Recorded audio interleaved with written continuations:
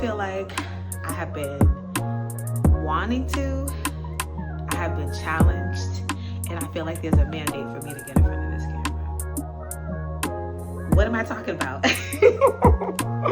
I guess I'll talk about a little bit of what I learned and what happened, what I heard in my quiet time this morning. I plan on keeping it brief because I imagined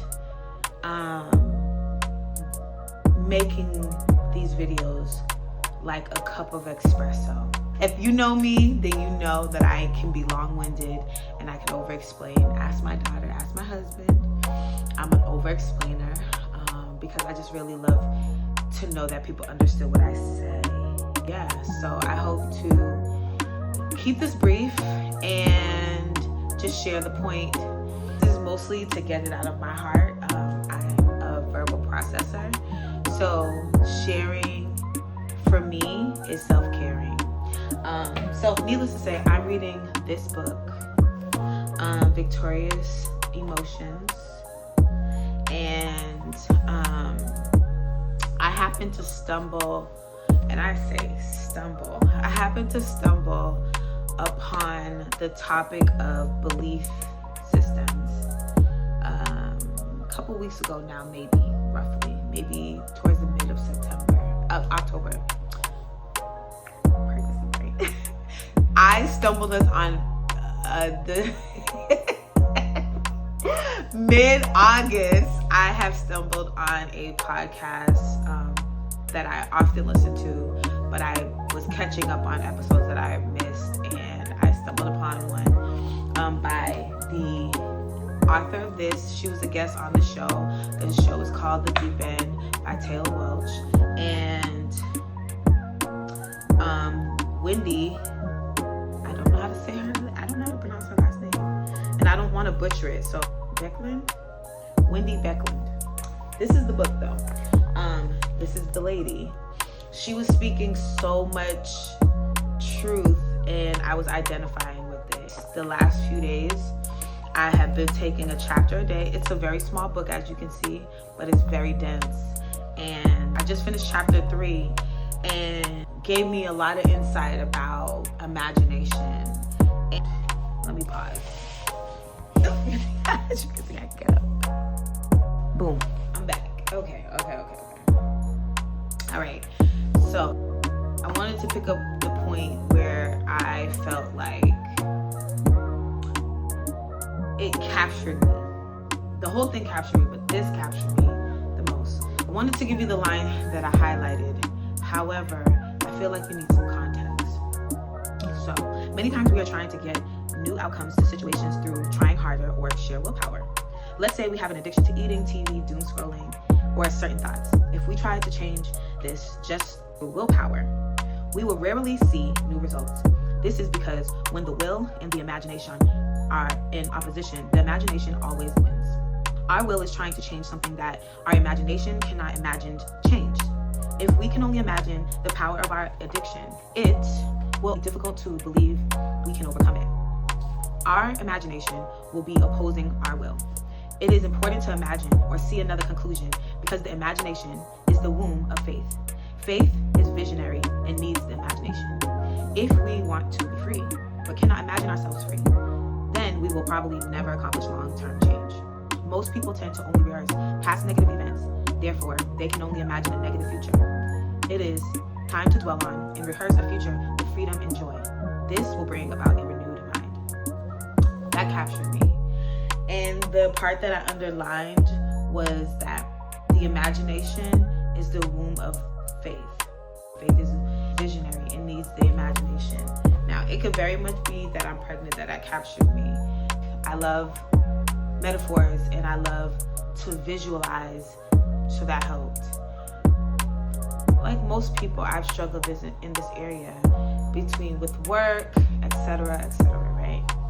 And although I am a very positive person, I deal with a lot of negative thoughts, lacking of imagination, and this really opened up my eyes to see, like, I don't know the last time, no, I do. This reminded me of the last time that I had an imagination for something. And God did bring me back to 2020 when my life flipped all the way upside down, and He walked me through one of the hardest things of my life, closing my business, ending a really abusive relationship, and healing my heart. And during that time, I was able to imagine deserving love. I imagined being with someone that wasn't a pushover, but was really sweet and really kind. I imagined a different kind of love, because realizing that I was never in a relationship cultivated in love. Just imagining, and I was using a lot of my imagination in 2020. I mean, we all had a lot of time to think, a lot of time on our hands, and I was able to imagine. And I was also able to, well, I'm going to say reimagine, because I feel like that's where this is going. I got to reimagine relationship, love, to reimagine business. And I got to reimagine just my life and who I was. And this part of the chapter reminded me that in order for me to have faith, I needed to reimagine. Prior to 2020, I didn't give myself time to reimagine. I didn't have time to reimagine. I didn't even know that I should be imagining, right? Like, imagination felt like it was for children. And in 2020, as the months led up to like actually meeting Marvin, I was able to reimagine my life. And then there was faith. I wasn't even looking for Marvin when I actually met him. I just was in my imagination bag. Which sometimes it just sounds like imagination could be delusional, but no, I was imagining real life things. What kind of lifestyle I would lead, what kind of person that I would be in relationship. I was imagining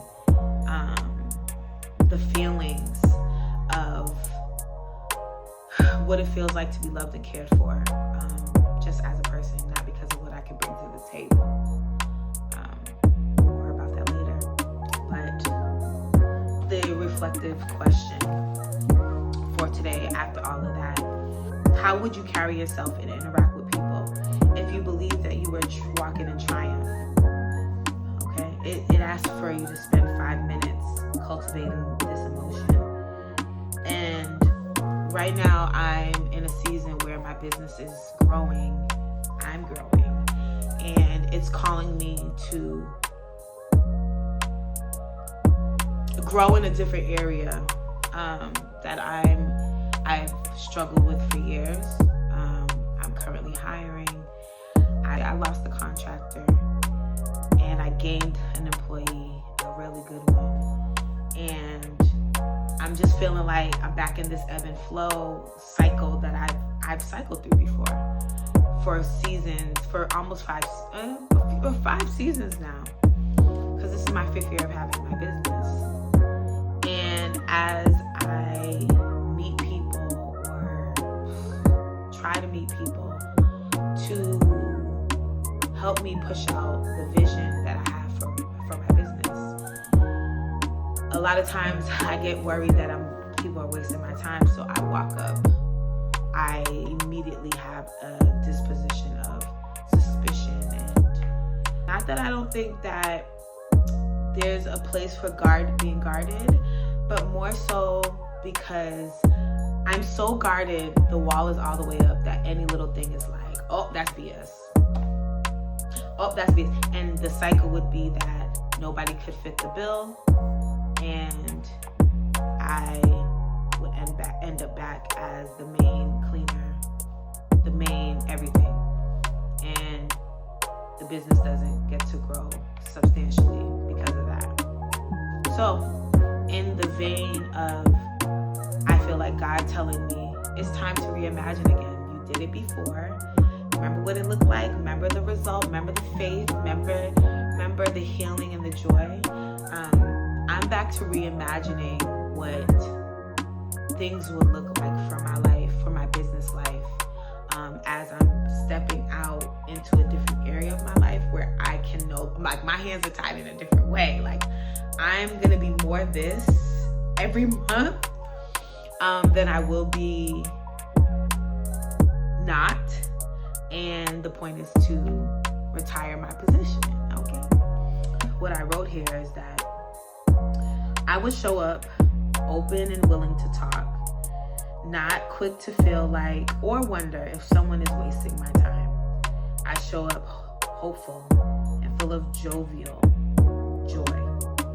No suspicions, just joy.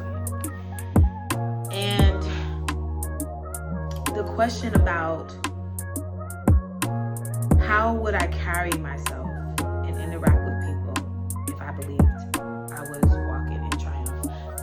I'm just constantly reminded about what I met Marvin. Like, I went because I thought it was a good idea to do the shoot. When I met him, the reference was good. My best friend introduced me to her friend, and boom, like, I wasn't there to be like, is he wasting my time? Is this shoot going somewhere? Where is it gonna go? Who's it gonna bring me? That I just did the shoot. I was open. I remember being excited that day. I was excited to be outside. I was jovial. I had joy, and I was just there for the vibes. And it all unfolded. It all unfolded in a way that changed my life forever. I didn't seek Marvin out. I just was prepared. I imagined to prepare myself to be in the right place at the right time.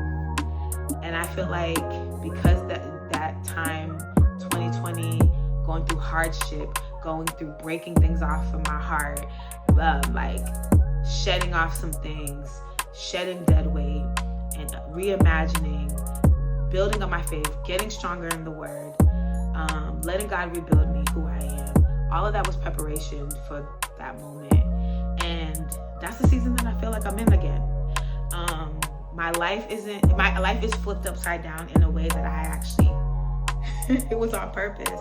Like, this baby was a prayer, and it was an answered prayer, and God allowed it. So here I am back in another season of reimagining the next chapter. And I feel like I want to share that with the world. Yes, I want to post my reels. Yes, I want to post my pictures that my husband takes of me. But I also feel like I want to face the camera and finally face the camera and share my heart. And that's when I started my podcast like a couple years ago, which I never got back to. Black Coffee Before Dawn was about short espresso type clips of my awakening. And this book has brought me back to the place of an awakening. I'm a go-getter. I'm a hustler. I'm a lover. And I struggle in my belief system, for sure. This book has this, I was gonna call it thin, but I'm like, this small book, these 130 pages, dense pages, have started to help me cultivate that. So I really expect to be in my bag and sharing it with the world. So I'm Black Coffee, and this is Black Coffee Before Dawn. It's time to wake up, and this is my awakening. I'm doing this part over because he's listening to me. How would he know that I said that if he wasn't listening? Anyways, I hope this camera is set up the way it was before, because I'm Lakeisha Jermaine, and this is Black Coffee Before Dawn.